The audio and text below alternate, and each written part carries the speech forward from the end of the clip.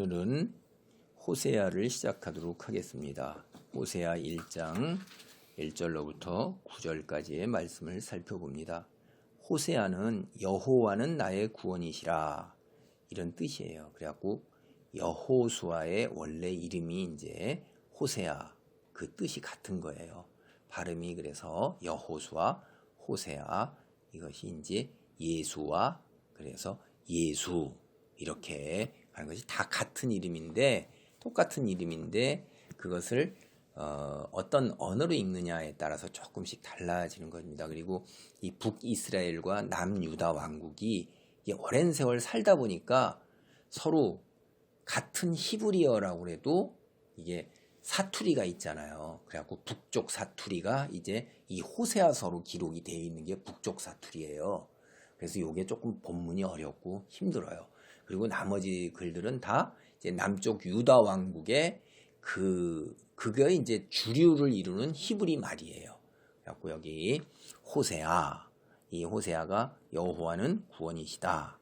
원래 여호수아라 그다음에 예수로 이어지는 그 똑같은 의미다. 근데 이 호세아는 우시야 왕과 요담 왕과 아하스 왕과 히스기야 왕 때의 활동을 같이 했어요.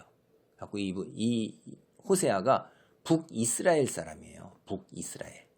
그래서 북이스라엘에 대한 예언을 이제 하는 건데 여로보암이 이스라엘 왕이 된 시대에 부에리의 아들 호세아에게 임한 여호와의 말씀이니라. 우선 이제 여로보암 2세 이제 이렇게 쭉 나가는 거죠. 여기가 여로보암은 원래 솔로몬 때에 솔로몬이 죽었을 당시에 이제 10지파를 떼어서 하나님께서 북이스라엘 왕국을 세우도록 하셨잖아요. 그때 첫 왕이 된 사람이 여로보암이에요.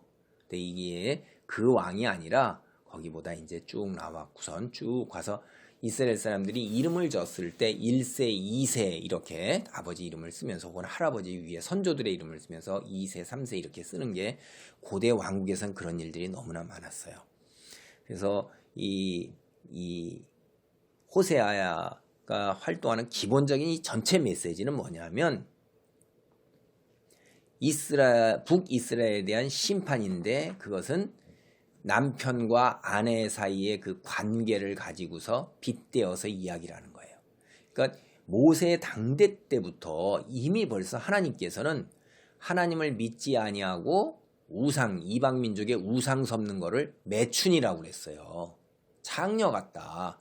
그러니까 이건 간음하는 것이다. 음란한 것이다. 라고 그렇게 비유를 해요. 그래서 우리가 참 이해하기 굉장히 어렵지만 네, 하나님을 섬기는 거를 갖다가 이게 남편과 그 아내 사이의 그 결혼 관계로 이렇게 이야기를 하는데 이게 신약 시대에도 예수님이 신랑이셔요. 그리고 믿는 사람들이 신부고 그래서 예수님이 다시 오실 때 그 깨끗함을 유지하고 그것이 예수 그리스도만을 믿는 믿음 이것이 이제 깨끗함을 유지하고 그러는 걸로 이제 뒤에 성경에서도 이야기를 합니다. 그러니까 우리가 이 비유가 뭐냐 하는 거를 그 뜻하는 바가 신앙 하나님 한 분만을 믿고 충성하고 헌신하는 것이 마치 그 아내로서 남편에게 그 헌신하는 거와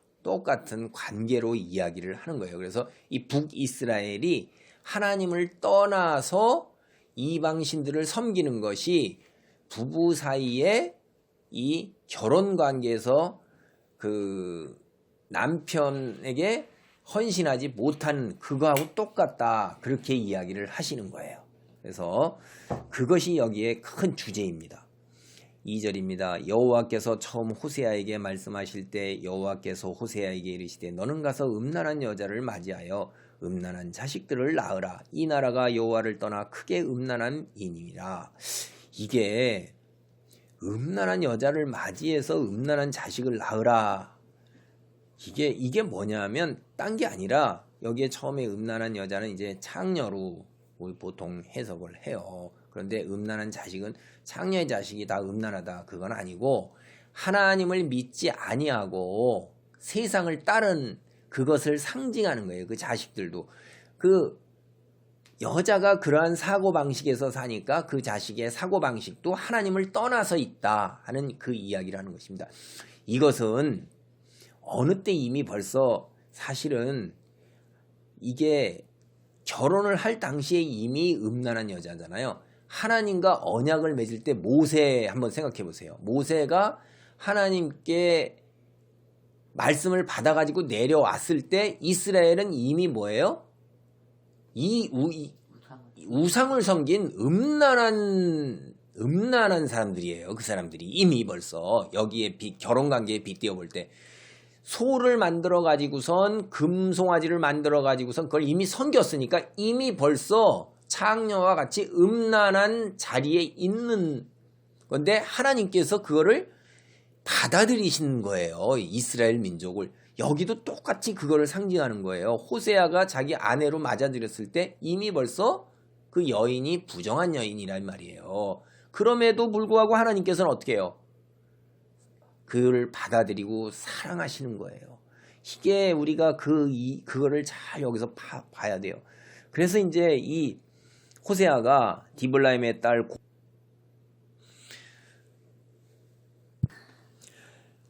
4절에 이스라엘이라는 말이 나오는데 이 이스라엘이라는 말은 하나님이 심으신다 이렇게 얘기하는 거예요. 이 이스라엘이라는 이스라엘의 지명은 평지고 아주 비옥한 땅입니다. 그곳에 이제 포도원이 있었을 때 여러분 이 앞에 성경을 보면 그 아합 왕이 이 포도원 나봇의 포도원을 그냥 빼앗으려고 끙끙대다가 이세벨이 거짓 증인을 내세워갖고선 나봇을 갖다가 죽이고 그 다음에 포도원을 뺐죠. 그게 이스라엘 땅이에요. 그러니까 아합이 그렇게 피를 흘렸던 것이에요. 그런데 거기에서 이제 여기에서 예후가 바로 그 아합 집안의 사람들을 다 죽여요. 요람 왕도 죽이고 이세벨까지 죽이면서 싹 다 죽이고 거기서 피를 흘리죠. 그게 이스라엘이에요.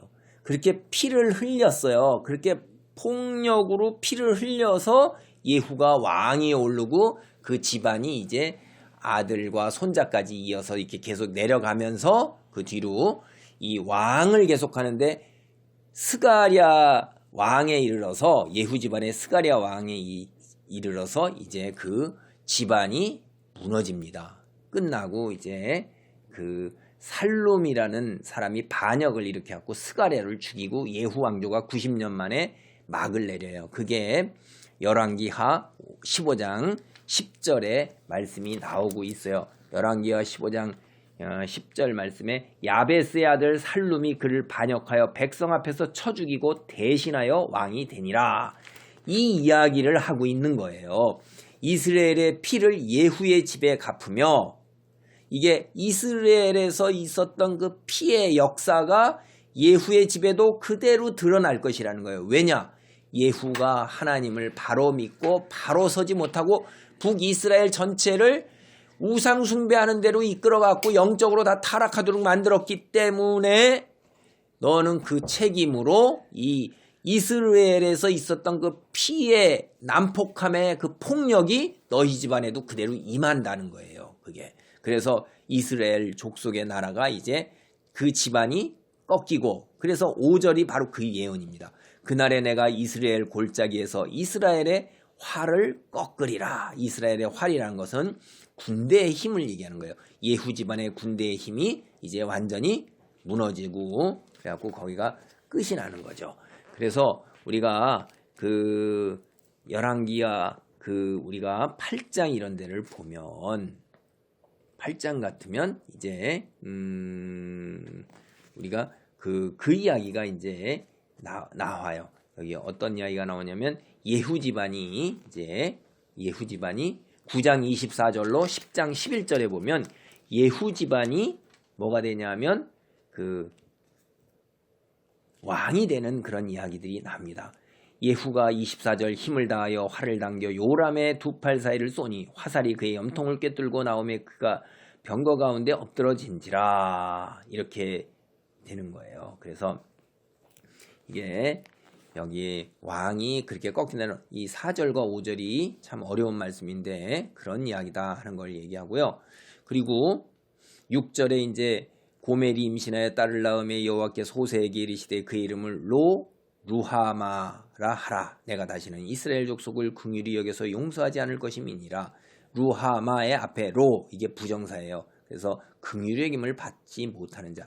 북이스라엘은 하나님께 긍휼히 여김을 받지 못해요. 그걸 상징하는 거예요.